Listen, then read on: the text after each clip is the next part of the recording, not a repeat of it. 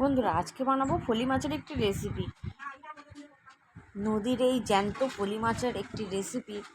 আজকে দুপুরটা তো জমে যাবে বস। আরে দাঁড়াও, তোমরা আবার ভেবে বসো না যে মাছগুলো হয়তো আমি নদী থেকেই ধরে এনেছি, আমি বা তোমার দাদা ভাই। সেরকম কিন্তু নয়। পাড়ার কাকুরা এসেছিলো মাছ বিক্রি করতে, তো কাকুরাই বললো যে মাছগুলো নদী থেকেই টাটকা ধরে আনা হয়েছে।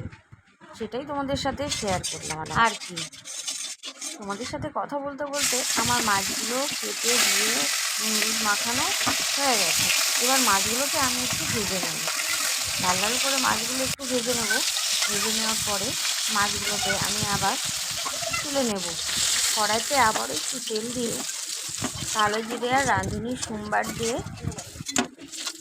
কেটে রাখা আলু আর উচ্ছে একটু ভাজা ভাজা করে নেব।